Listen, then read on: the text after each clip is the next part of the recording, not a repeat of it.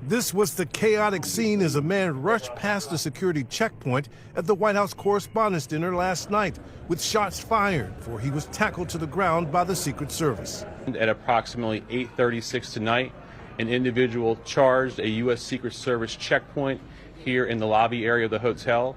He was armed with a shotgun, a handgun, and multiple knives. The suspect, identified by law enforcement sources as 31-year-old Cole Allen of Torrance, California, expected to be charged with using a firearm during a crime of violence and assault on a federal officer using a dangerous weapon.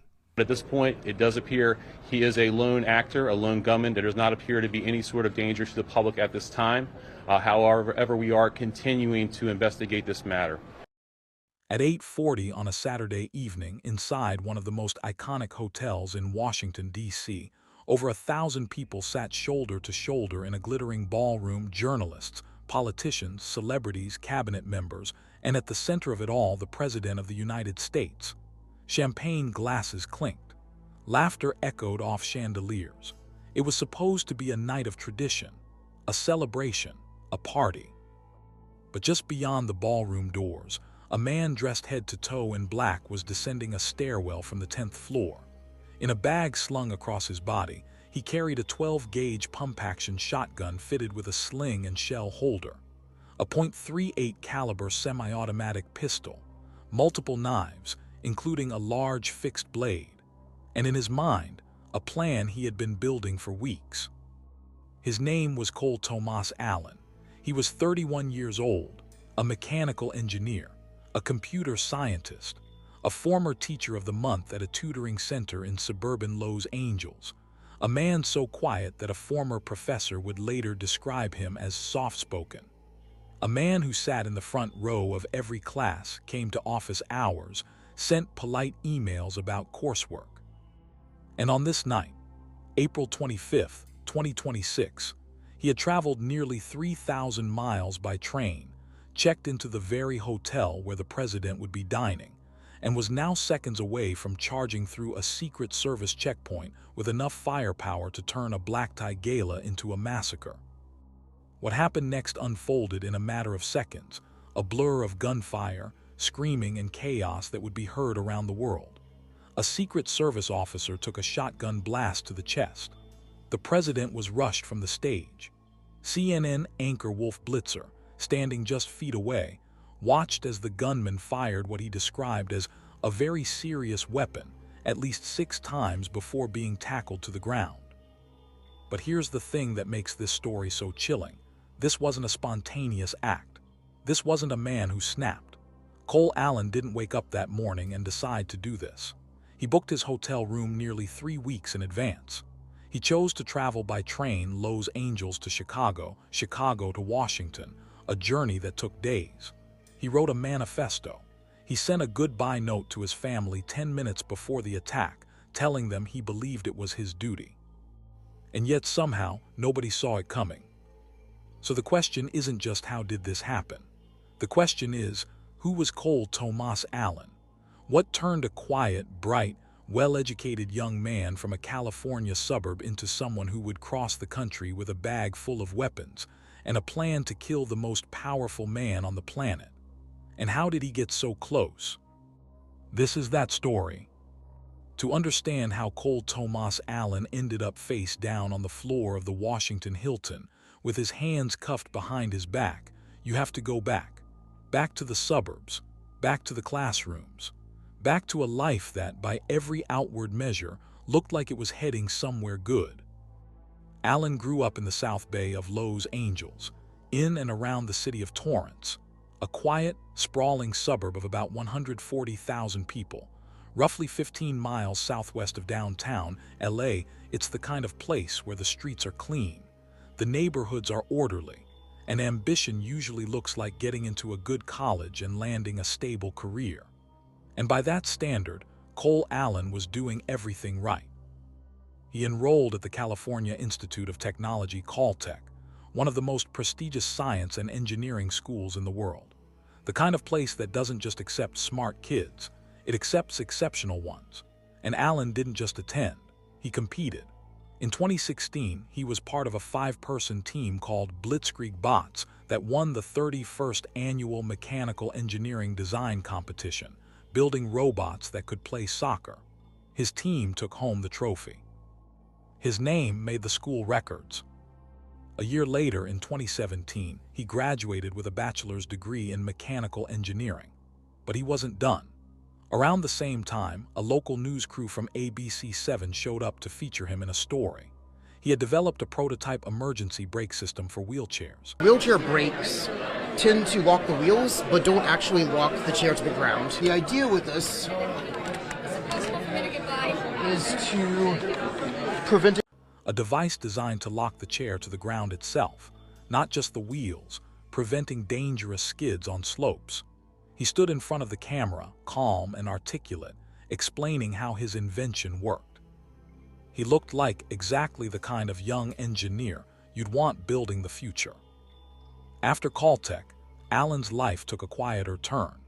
He moved between a few addresses in the LA area, spending time in San Gabriel between 2018 and 2019, then returning to Torrance. He eventually went back to school, pursuing a master's degree in computer science at California State University, Dominguez Hills, which he completed in 2025. Along the way, he picked up work as a tutor at C2 Education, a national test prep and tutoring company focused on college-bound students. He was good at it. Good enough that in December 2024, the Torrance branch named him Teacher of the Month. He also dabbled in independent video game development, a solitary, creative pursuit that fit the profile of a man who seemed to prefer building things in quiet rooms. His LinkedIn profile read like a resume written by someone still searching: mechanical engineer and computer scientist by degree, independent game developer by experience, teacher by birth. It was earnest, a little idealistic, even. The kind of bio that makes you think this is a person still trying to figure out where they fit. And that's what makes what came next so deeply unsettling. Because somewhere between the robotics competitions and the tutoring sessions, between the wheelchair breaks and the video games, something inside Cole Allen shifted. The man who sat in the front row of every lecture, who sent polite emails to his professors, who was described by one of them as soft-spoken, that man began to change. Quietly, invisibly, in ways that no one around him seemed to notice until it was far, far too late. He started buying guns. The first, a semi-automatic pistol purchased in 2023, then a shotgun bought in August 2025, both purchased legally in California, both unremarkable transactions on paper, but in hindsight they were the first visible steps on a path that would end at the Washington Hilton. He also started writing, not lesson plans, not code, a manifesto, a document that would later be recovered by investigators, one that didn't name Donald Trump directly but laid out a series of grievances against the federal government. Among them, the government's strikes on what the manifesto claimed were drug boats in the Pacific in early 2026. The writing was described by officials as clear in its intent. This wasn't a diary entry, it was a declaration. And then on April 6, 2026, nearly 3 weeks before the White House Correspondents' dinner, Cole Allen opened a browser, navigated to the Washington Hilton's booking page, and reserved a room for 3 nights, April 24th through the 26th. He wasn't booking a vacation, he was setting a date. The quiet man from Torrance had made his decision, and the clock had started ticking. There are faster ways to get from Los Angeles to Washington. D.C., a direct flight takes about 5 hours. But Cole Allen didn't fly. He took a train. And if you think about that for a moment, really sit with it, it tells you something important about the kind of person investigators were dealing with. A man in a hurry flies. A man who wants to avoid detection, who wants to move through the country without his bags being scanned, without his name popping up on a TSA manifest, without anyone looking too closely at what he was carrying. That man takes the train. And Allen had a lot to carry. He left his home near Los Angeles sometime around April 21st, boarding an Amtrak train bound for Chicago. The journey itself is long, roughly 43 hours through the desert, over the Rockies, across the Great Plains. Hour after hour of flat land and small towns scrolling past the window. We don't know what he did during those hours, whether he slept, whether he stared out at the country he was about to try to change forever, whether he opened his laptop and reread the words he had written, the manifesto, the grievances, the justification he had built for himself, brick by brick, until the wall was high enough to hide behind. What we do know is that packed somewhere in his belongings were a 12-gauge pump-action shotgun, a .38 caliber semi-automatic pistol, and several knives, including a large fixed blade, all purchased legally in California, all now being transported across state lines with the intent to commit a felony, a federal crime in its own right, even if he had never fired a single shot. He arrived in Chicago and transferred to a second train, this one headed east to Washington, D.C., another long stretch of hours, another 1,000 miles of track. He pulled into Union Station at approximately 1:00 p.m. on April 24th, a Friday. The dinner was the following evening. He didn't rush, he didn't panic. He took a cab or walked to the Washington Hilton, the very hotel where in just over 30 hours the President of the United States would sit down for dinner with 1,000 guests. And he checked in, room on the 10th floor, reservation already confirmed, 3 nights, his name on the booking, his credit card on file, as if he were a businessman on a work trip, as if nothing were wrong at all. And here's where the story becomes a study in two realities existing in the same building at the same time. On one level, the Washington Hilton was preparing for the biggest night on its calendar. The White House Correspondents Association dinner is one of the most high-profile events in American political life, a tradition that dates back over a century. The ballroom was being set. The red carpet was being rolled out. Secret Service teams were sweeping the venue, establishing a security perimeter around the event space, positioning officers at checkpoints, setting up magnetometers at the entrances to the ballroom. Hundreds of journalists, politicians, and celebrities were confirming their attendance, pressing their tuxedos, planning their entrances. But the Washington Hilton wasn't a fortress. It was a functioning hotel. Guests were checking in and out. Tourists were rolling suitcases through the lobby. The hallways, the elevators, the stairwells, all of it remained open to anyone with a room key. The Secret Service secured the dinner. They could not secure the entire hotel. And Cole Allen knew it. He spent Friday night in his room. We don't know what he did, whether he slept, whether he assembled his weapons, whether he rehearsed the route from the 10th floor to the terrace level where the security checkpoint guarded the entrance to the ballroom. But investigators would later piece together, through hotel surveillance footage, exactly what he did the following evening. On Saturday, April 25th, the night of the dinner, cameras captured Allen leaving his 10th floor room dressed entirely in black. He carried a black bag containing his weapons, the shotgun, the pistol, the knives. He did not take the elevator. He entered an interior stairwell, descending floor by floor, deliberately bypassing the heavily monitored corridors and public areas of the hotel. He was methodical. He had clearly studied the layout. He exited the stairwell on the same level as the foyer leading to the dinner's red carpet and the main security checkpoint, the last barrier between the public areas of the hotel and the ballroom, where the president sat with the First Lady, cabinet members, senior officials, and over 1,000 guests. This was the moment, the point of no return. At approximately 8:40 p.m., while dinner was being served inside the ballroom, Cole Allen approached the magnetometer checkpoint on the terrace level. He didn't slow down. He didn't hesitate. He broke into a sprint fast, according to those who reviewed the footage, and charged straight through the metal detector, holding the shotgun. The Secret Service officers stationed at the checkpoint had seconds to react. And what happened in those seconds would determine whether this became the deadliest attack on a sitting president in modern American history, or the one that was stopped just in time. A gunshot rang out, then another, then another. The exchange of fire was rapid, chaotic, deafening in the enclosed space of the hotel corridor. One of the shots, believed to have been fired by Allen, struck a Secret Service officer squarely in the chest. The round hit his ballistic vest. He staggered but stayed on his feet. He was alive. The vest had done its job. The officer drew his service weapon and returned fire, hitting Allen not with a bullet but driving him to the ground. Allen fell. He was not struck by gunfire but suffered a knee injury as he went down. Officers swarmed. He was tackled, pinned, cuffed. It was over. Inside the ballroom, the sound of gunfire carried through the walls. Secret Service agents shouted, "Shots fired." The room erupted. Agents rushed to the president, pulling him and the First Lady from their seats, shielding them, moving them toward a secure exit. Guests dove under tables.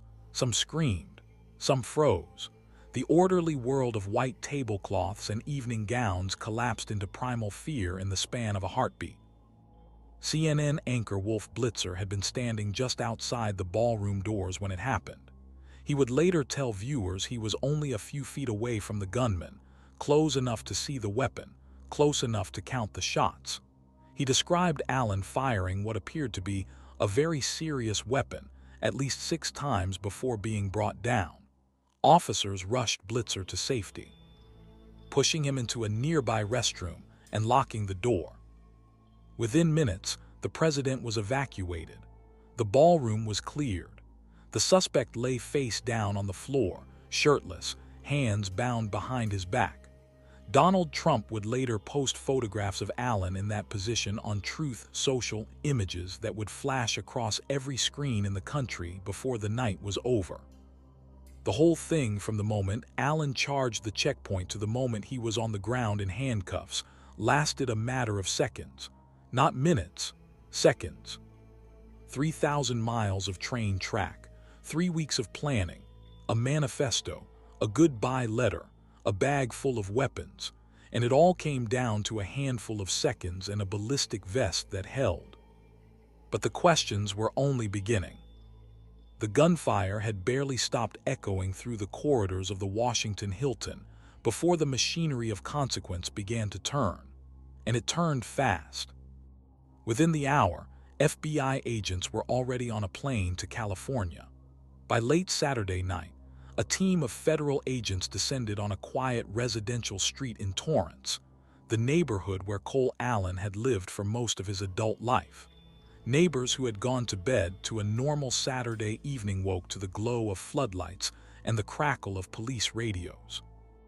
FBI agents in tactical gear executed a search warrant on a home associated with Allen, methodically removing boxes, devices, and evidence from the residence, while local police held the perimeter. Reporters arrived shortly after. Camera crews lined the sidewalk. Neighbors stood in their doorways in bathrobes, watching the scene unfold with the dazed, hollow expressions of people realizing they had been living next door to something they never imagined. 3 time zones away, in a secure location somewhere in Washington, Cole Allen sat in federal custody. He had been taken to a hospital for evaluation, not for a gunshot wound, but for a knee injury sustained when he was tackled to the ground. He hadn't been hit by a single bullet. The Secret Service had fired at him multiple times, and somehow he walked away without a scratch from gunfire. The officer he shot wasn't as lucky. Though the ballistic vest saved his life, the impact of a shotgun round to the chest is not something you simply shake off. He was expected to recover, but the bruising alone would be a reminder he'd carry for weeks. By Sunday morning, the political shockwaves were already rippling outward. Acting Attorney General Todd Blanche appeared on Meet the Press and laid out the suspect's movements: the train from Los Angeles to Chicago, the transfer to Washington, the hotel check-in. He made clear that investigators believed this was a premeditated assassination attempt, not a random act of violence. The word assassin was used deliberately and repeatedly. This was not a security incident.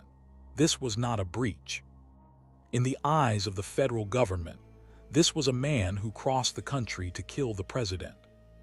By Monday, Allen was arraigned in federal court in Washington, D.C. He walked into the courtroom in a blue jumpsuit, soft-spoken even now, scanning the gallery. Over 40 members of the press and public packed into the rows behind him. Magistrate Judge Matthew Sharbo explained the proceedings. Allen nodded. He didn't speak much. The man who had charged a security checkpoint with a shotgun 2 nights earlier now looked, by all accounts, small. The charges were severe.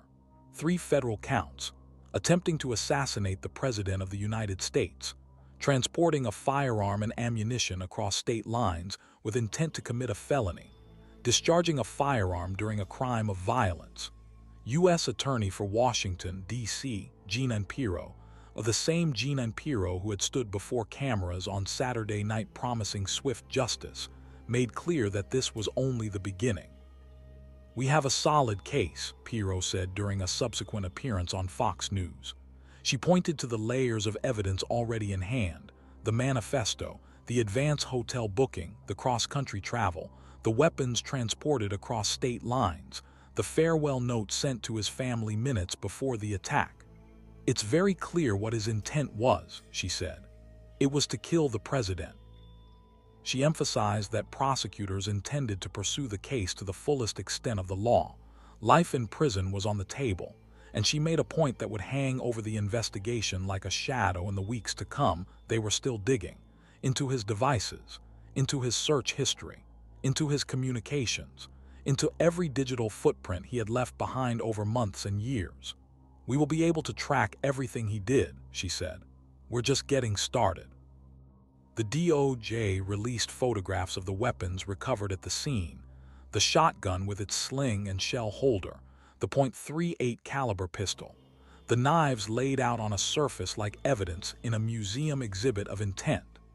Each item a piece of a puzzle that investigators were only beginning to assemble. But if the prosecution's case was taking shape, so was the political firestorm. Representative Alexandria Ocasio-Cortez called the incident a very clear failure of systems. She didn't mince words. How, she asked, was a man able to check into the same hotel as the president, move through the building undetected with a bag full of weapons, navigate the interior stairwells to avoid security, and reach the final checkpoint before anyone stopped him? How did such a catastrophic failure to secure the perimeter occur? She demanded. It was a fair question, and it exposed an uncomfortable truth at the heart of the story. The Secret Service had done its job at the checkpoint. The officers at the magnetometer reacted in seconds, engaged the suspect, took a round to the chest, returned fire, and brought him down before he reached the ballroom. That part of the plan worked.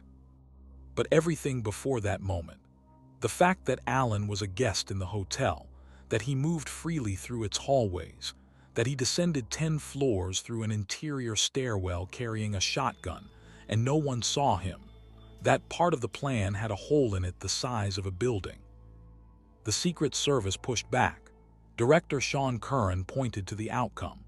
"It shows that our multi-layered protection works," he said. "The suspect never reached the president. The officers performed heroically. The system held." Interim D.C. Police Chief Jeffrey Carroll echoed the sentiment. The security plan was developed by the Secret Service, and that security plan did work this evening. But to many watching at home, it felt like a thin line to walk when a man with a shotgun had made it to within feet of a ballroom full of the most powerful people in the country. Reporters noted that the Washington Hilton was a functioning hotel with public spaces operating normally during the dinner. The Secret Service secured the event, not the building. And Allen had exploited that gap with surgical precision. The debate over a proposed new White House ballroom, a project that predated the shooting, was suddenly reignited. Supporters argued that moving events like the Correspondents' dinner to a purpose-built, fully secured facility on White House grounds would eliminate the vulnerability that Allen had exposed. Ocasio-Cortez pushed back, arguing the proposal was being opportunistically repackaged to justify spending at a time when Americans were struggling with rising costs, gutted health care, and housing insecurity. "I don't believe that we should be choosing our precious treasure to build an ornate castle on a scale which is quite unprecedented," she said. When asked if she felt safe as a member of Congress, her answer was blunt: "I never have." And beneath all the politics, beneath the legal proceedings and the security debates and the cable news cycles, there remained the question that no charge sheet or congressional hearing could fully answer. Why? The manifesto offered pieces: grievances against the federal government, anger over military strikes on alleged drug boats in the Pacific, a worldview that had curdled into something dark enough to justify violence. But manifestos are blueprints, not explanations.